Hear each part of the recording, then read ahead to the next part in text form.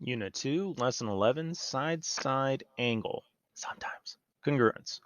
So our learning goal here is let's explore triangle congruence criteria that are ambiguous.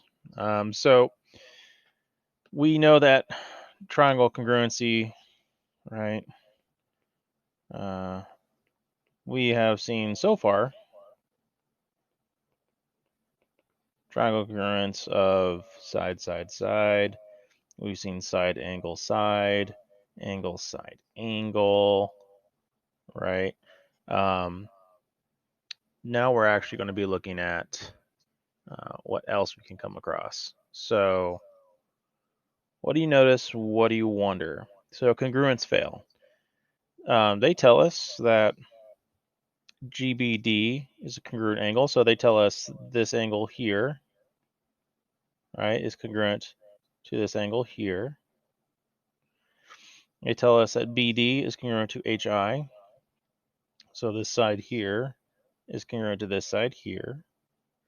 They tell us segment DG is congruent to IK. So this side here is congruent to this side here. So the main question here, after I just helped you out a little, is what do you notice? What do you wonder? So go ahead and pause this and give me your response. Okay, so hopefully you paused it.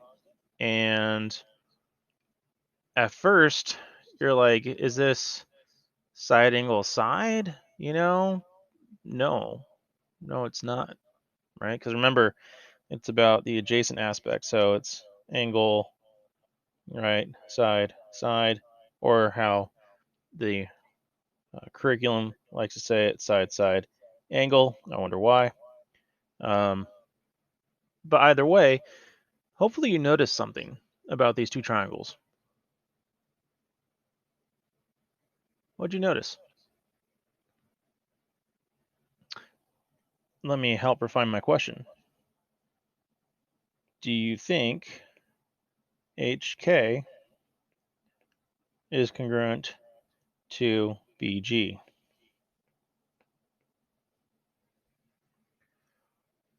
Doesn't look like it, right? If you think about sequences of transformations, I don't think either of these triangles are going to map onto each other, right?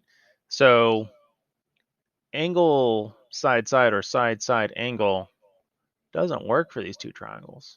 These two triangles are not congruent to each other. Sure, they have, you know, corresponding parts that are congruent to each other, sure, but not all their parts. All right, that doesn't work. Now, when does it? Because it says sometimes, right? Sometimes it works. It's only going to work for you when you have right triangles. So only with right triangles. Okay, again, right triangles have one thing in common. They have that 90-degree angle.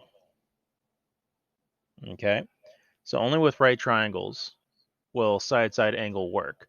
Now, do we call it side-side angle? Oftentimes, we actually refer it to as hypotenuse. Okay, hypotenuse, let's see. Hypotenuse leg, right, or HL, triangle congruency.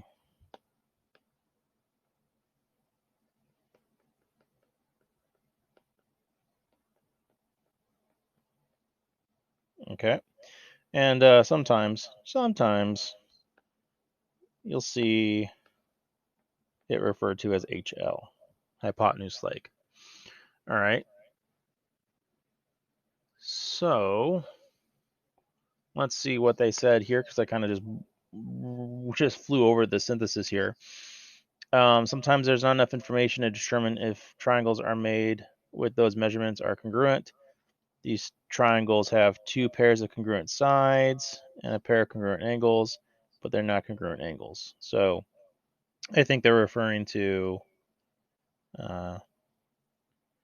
let's see, to maybe these two. right?